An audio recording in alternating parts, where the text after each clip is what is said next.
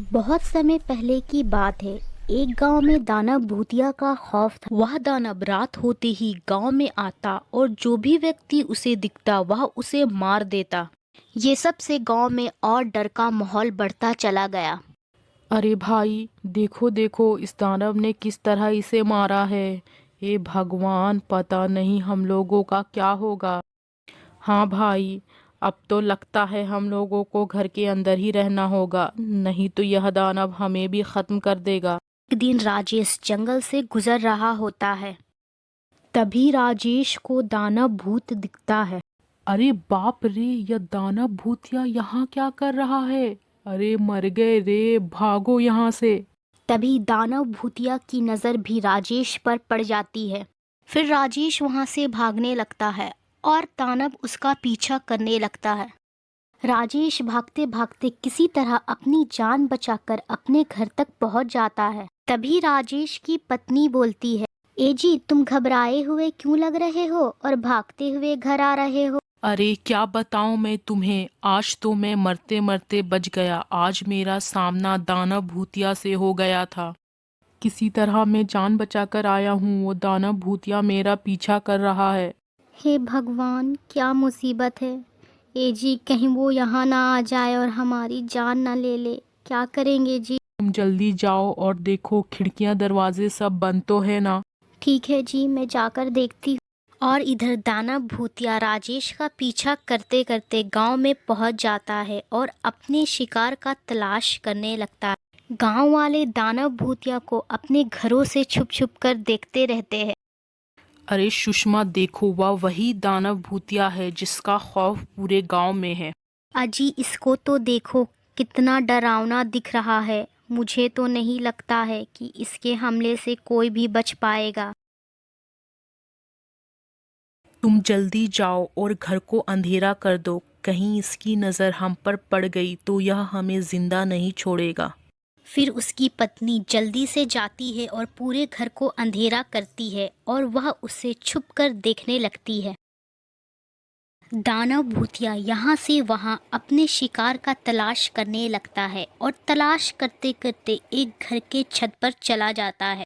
वहाँ शामनाल और उसकी पत्नी सो रही थी। तभी दानव भूतिया जोर जोर से दहाड़ता।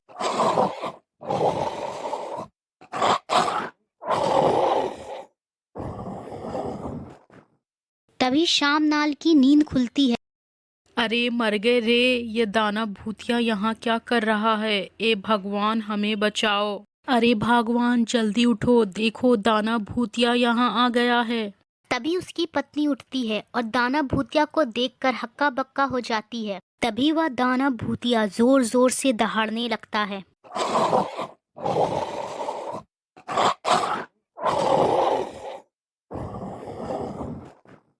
फिर वह दोनों वहां से भागकर जल्दी से अपने कमरे में छिप जाते हैं। आज तो बाल बाल बच गए। मैंने तुमसे कहा था ना कि इस गांव में दानव भूतिया का खौफ है। हमें छत में नहीं सोना चाहिए। हाँ जी, आप सही कह रहे थे। मुझे आपकी बात मान लेनी चाहिए थी।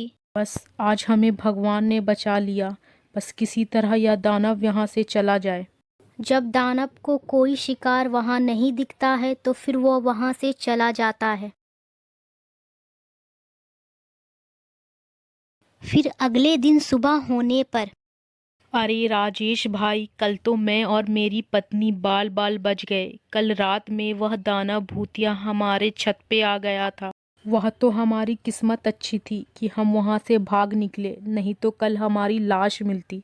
दानव भूतिया का हमला तो बढ़ता ही जा रहा है भाई। लोगों में इसका खौफ भी बहुत ज्यादा बढ़ गया है। तुम्हें पता चला है, हरिया और उसका पूरा परिवार दूसरे गांव चला गया है।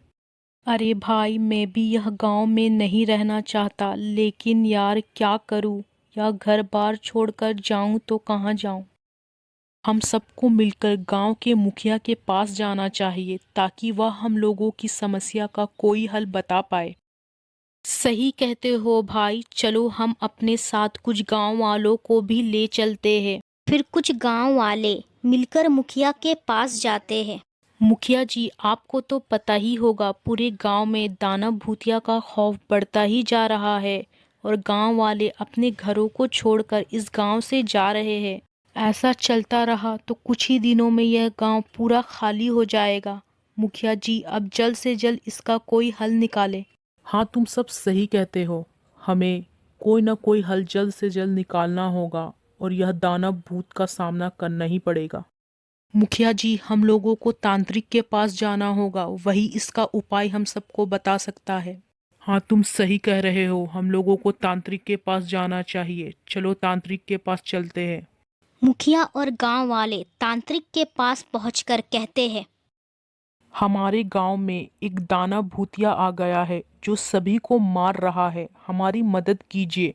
यह दानव भूतिया बहुत ही ताकतवर है। बहुत सालों पहले इसने ऐसा ही किया था। एक गांव को पूरी तरीके से नष्ट कर दिया था। इसे मारने का एक ही उपाय है। इसके सामने एक शीशा लेकर आना है, लेकिन चालाकी से, नहीं तो यह दानव भूतिया पूरे गांव को नष्ट कर देगा। तुम लोगों को उस शीशे को लेकर उस दानव भूतिया के सामने जाना होगा ताकि वह अपना चेहरा उस शीशे में देख सके। जैसे ही वह दानव भूतिया अपना चेहरा उस शीशे में देखेगा तो उसकी शक्तियां कमजोर हो जाएंगी। तब तुम लोग उस पर हमला कर सकते हो, लेकिन सावधानी से, नहीं तो वह दानव भूतिया तुम सबको खत्म कर देगा। ठीक है तांत्रिक जी, जैसा आपने कहा है हम बिल्कुल ध्यान रखेंगे और हम सब वैसा ही करेंगे। मुखिया और गांव वाले वहां से निकलते हैं और गांव जाकर इसकी तैयारियां करना शुरू कर देते हैं कि कैसे दानव भूतिया के सामने आईना लेकर जाया जाए और उसे खत्म किया जाए। फिर रात होते ही गांव वाले और मुखिया सभी लोग उस दानव भूतिया के पास जाते हैं। तभी दानव भूतिया जोर जोर से दहाड़ने लगता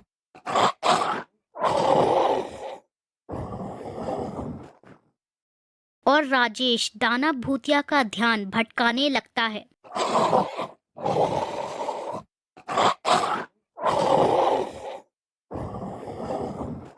तभी शामनाल आईना लेकर दानव भूतिया के सामने खड़ा हो जाता है। जैसे ही दानव भूतिया अपना चेहरा उस आईने में देखता है तो उसकी शक्तियां कमजोर होने लगती है और वह नीचे गिर जाता है। तभी इसका फायदा उठाकर गांव वाले उस दानव भूतिया को जला देते हैं और फिर इसी तरह वह दानव भूतिया हमेशा के लिए खत्म हो जाता है और दानव भूतिया का डर हमेशा के लिए उस गांव से खत्म हो जाता है और गांव में सब खुशी से रहने लगते हैं।